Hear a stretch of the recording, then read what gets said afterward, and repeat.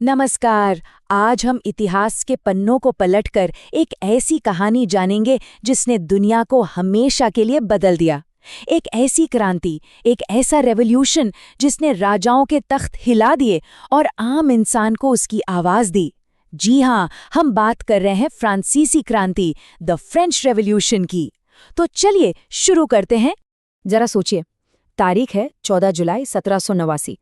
Paris शहर में हजारों की गुस्साई भीड़ एक पुराने किले जैसी जेल पर हमला कर देती है। ये कोई आम जेल नहीं थी, ये थी बास्तील, राजा की ताकत और जुल्म का सबसे बड़ा निशान। तो जब ये जेल टूटी ना, तो ये सिर्फ एक इमारत का गिरना नहीं था, ये एक पूरे साम्राज्य के अंत की शुरुआत थी। पर सवाल ये है कि भाई, एक जेल के टूटने से पूरे देश की किस्मत कैसे पलट सकती है? इस सवाल का जवाब जानने के लिए हमें थोड़ा सा टाइम में पीछे जाना होगा।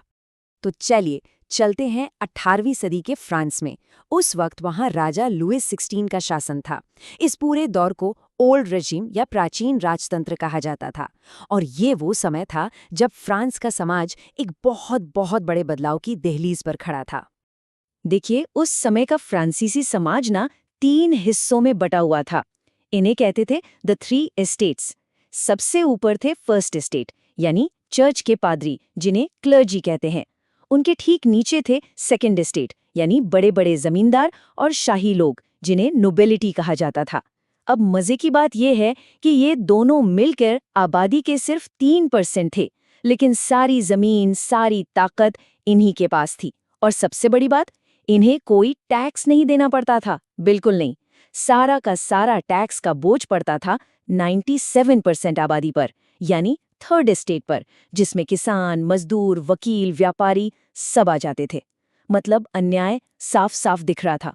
तो जब लुई 16 गद्दी पर बैठा तो उसे शाही खजाना बिल्कुल खाली मिला। अब आप पूछेंगे, पैसा गया कहाँ? तो सालों से चली आ रही लड़ाइयाँ, वर्साए के आलीशान महल पर फिजूल खर्ची, और तो और अमेरिका की आज़ादी की लड़ाई में ब्रिटेन के खिलाफ मदद, इन सब चक्कर में फ्रांस पर 10 अरब लिवरे से भी ज्यादा का भारी भरकम कर्ज चढ़ गया था। सीधे शब्दों में कहें तो सरकार दिवालिया होने की कगार पर थी।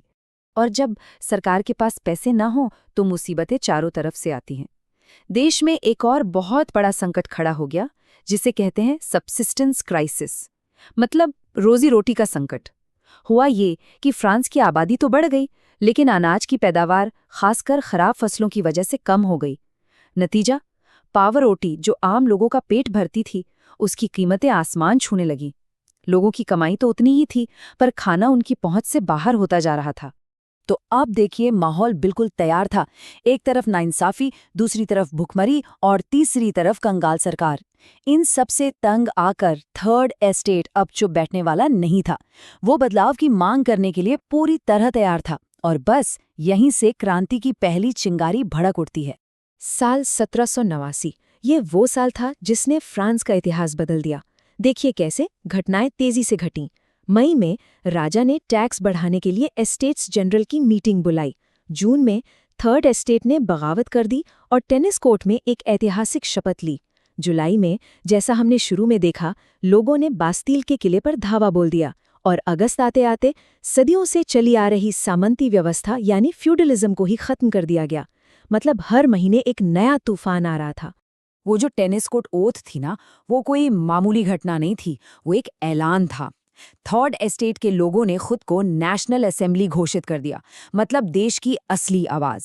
और कसम खाई कि जब तक वो फ्रांस के लिए एक नया संविधान नहीं बना लेते जो राजा की ताकत को कम करे, तब तक वो वहां से हटेंगे नहीं। ये राजा की सत्ता को सीधी सीधी चुनौती थी। अब क्रांति सिर्फ गुस्से और विरोध तक ही सीमित नहीं थी, अब वो एक ऑर्गेनाइज्ड रूप ले रही थी।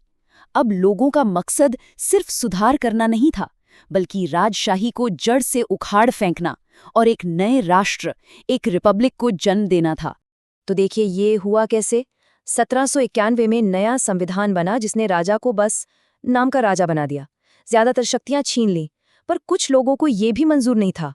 तो 1792 में जैकोबिन क्लब जैसे कुछ ज्यादा गर्म विचारों वाले गुटों ने सत्ता पर कब्जा कर लिया। उन्होंने राजशाही को पूरी तरह खत्म कर दिया और फ्रांस को एक रिपब्लिक यानी गणराज्य घोषित कर दिया। और राजा लुई 16 पर देशद्रोह का मुकदमा चलाया गया। और फिर आई वो तारीख 21 जनवरी 1793। राजा लुई 16 को हजारों लोगों के सामने सरेआम गिलोटीन से मौत की सजा दे दी गई। एक राजा को इस तरह मार दिए जाने की घटना ने पूरे यूरोप के राजघरानों को हिलाकर रख दिया, और इसके साथ ही क्रांति एक नए और कई ज्यादा खतरनाक दौर में दाखिल हो गई।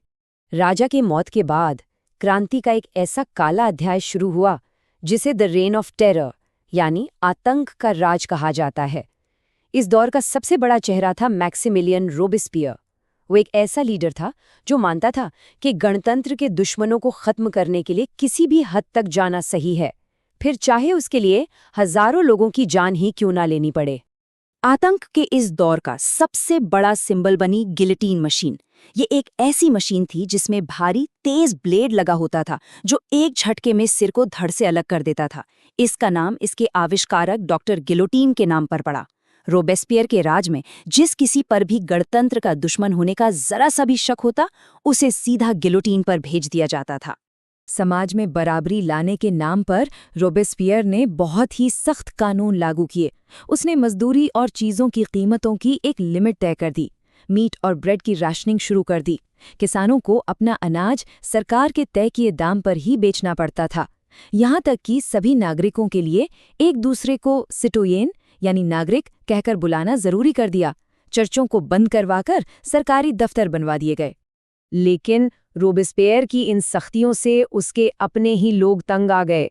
और देखिए किस्मत का खेल, जुलाई 1794 में खुद रोबेस्पियर को गिरफ्तार किया गया और उसे उसी गिलोटीन से मौत की सजा दी गई जिससे उसने हजारों लोगों को मरवाया था। उसकी मौत के साथ ही आतंक के इस भयानक दौर का भी अंत हो गया। तो इतनी उथल-पुथल, इतने खून खराबे के बाद आखिर में बचा क्या? इस क्रांति ने फ्रांस और दुनिया को क्या दिया? इसकी विरासत बहुत गहरी थी। चलिए देखते हैं कि फ्रांस हमेशा हमेशा के लिए कैसे बदल गया था। तो बदलाव कितना बड़ा था वो इस एक स्लाइड से बिल्कुल साफ हो जाता है। 1789 से पहले फ्रांस में एक राजा का राज था और लोग उसकी प्रजा थे। क्रांति के बाद फ्रांस एक रिपब्लिक बना जहां लोग उस देश के नागरिक थे। पहले कुछ लोगों को जन्म से ही खास अधिकार मिलते थे। क्रांति के बाद ये सब खत्म हो गया और इनकी जगह 3 नए शब्द आए: लिबर्टी, इक्वालिटी, फ्रैटर्निटी।